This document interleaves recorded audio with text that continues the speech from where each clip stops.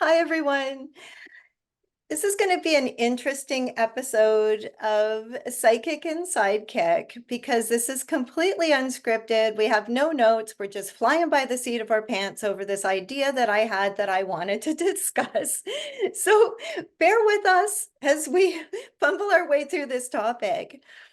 But it occurred to me a few days ago that as a child, nobody really cared about my happiness. They cared if I was fed or clothed, but nobody really cared that much about my happiness.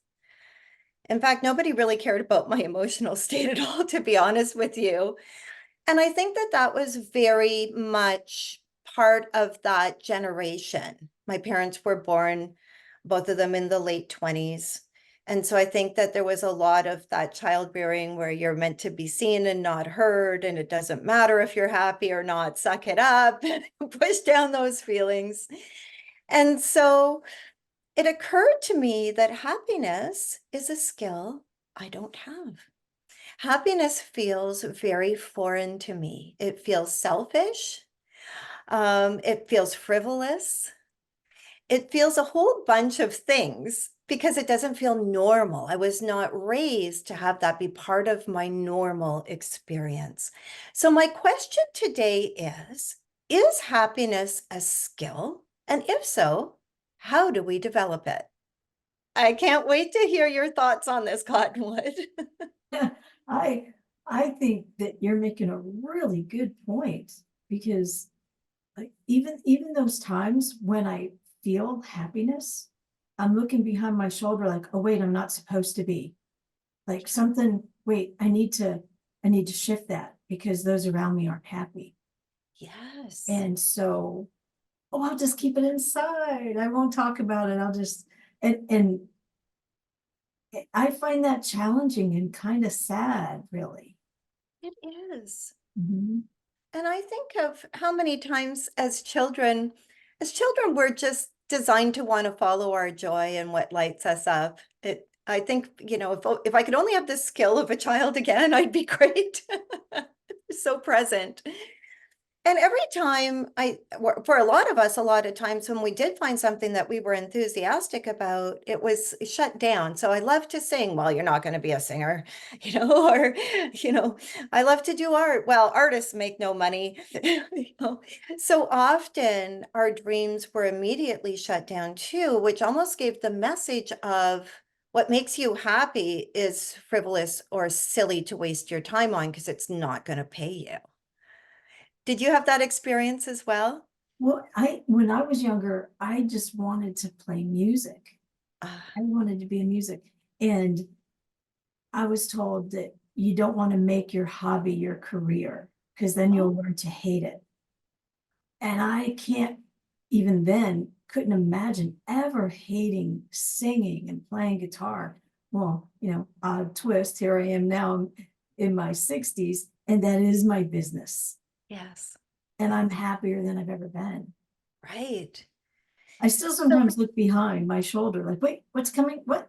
And it doesn't, there really isn't anything coming. And that's like a lie we're told somewhere, or maybe not even consciously told, but somewhere it's ingrained in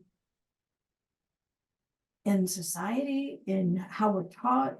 I don't think it's outright. You can't be happy. It's just life is supposed to be a struggle. Oh, so I'll it's be quiet about noble. the happiness. Yes. Yeah. It does. You seem to have um, the effect of offending other people if you're too happy. Yeah. Or you're afraid of being judged, or you're afraid of people being jealous. So it does feel, in a sense, that if you're too happy, you have a target on your back. Or Yeah. if anything else, you're afraid to share your happiness because someone's going to tell you it's wrong to be happy. Mhm. And yet we look at this generation now and we say, well, they're just focused on, their happiness. I think that's a wonderful thing because I certainly cared if my daughter was happy. And I think we saw a shift in the parenting, but there's still a part of us that says that's somehow wrong. And I don't mean that you should never, develop yourself or you throw everything away for, being frivolous, but I think that today's children are very much more aware of the importance of happiness and the idea that what brings you joy is how you navigate your life, not the opposite. Yeah, yeah. Well, and then there's the other twist of that too in today's all of us, perhaps younger more specifically, we're our generation, yours and mine, or those around us, we used to like have friends and get together and do things in person. And not because of COVID, because of social media platforms.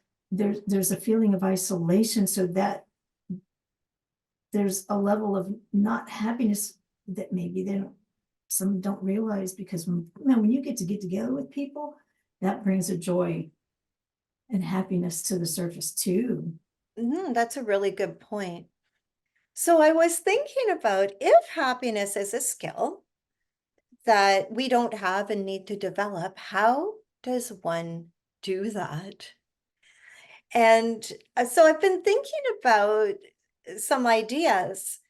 I was recently on vacation and I tried things that I'd never done before. I took a gondola up a huge mountain in Tennessee and I did a skywalk, a suspension bridge, and I loved it. And I felt so alive and so happy having this new experience. So, what I've decided to do is make a 100-item bucket list that I'm going to start picking things off of.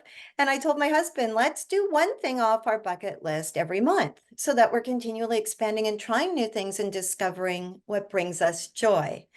Do you have any ideas on how one can develop happiness? Or what do you do to expand your happiness? I I I do the things that I know I absolutely enjoy and make Mm-hmm. sure that I have some of those in each day. And Okay, every day. So every day you make a point of doing something that you love. and yes, and then there's also like these random things, and this was a big one for me. And I shared this with you, but I think could be here too. I opened my door to go outside one day, and here is a doormat that is not mine outside my door, and it says gratitude. Now, that's not the topic we're talking about, but it could have said happiness. And do Right. you know, it appeared, it was there a couple of days, and then it was gone.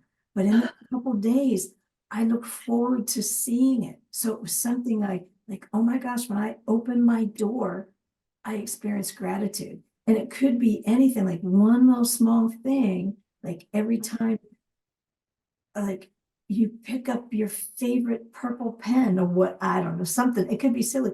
And and maybe there's something that's happiness about that color, and then associate it and see that happiness and recognize it, and it'll help grow in other areas, maybe.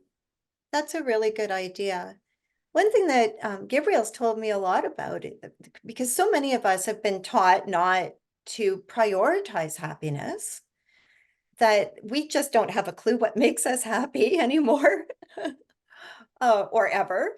Mhm. So what he suggests is that you go to a library or a bookstore and make a point of going up and down every single aisle and pay attention to where you linger, because that's an opportunity for you to expose yourself to a lot of different topics and ideas without spending a ton of money and time trying to figure out what it is. Right. But the idea is you don't just do the bookstore, then you take that information that you get from the bookstore and turn it into action to follow up and see if those things can add a lot of happiness to your life.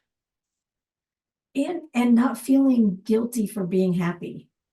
Isn't that the truth? Don't we want everybody else to be happy, but yet we make ourselves feel guilty for being happy. It makes no sense at all. So maybe that's the key. Maybe everyone listening today will give themselves permission to be happy.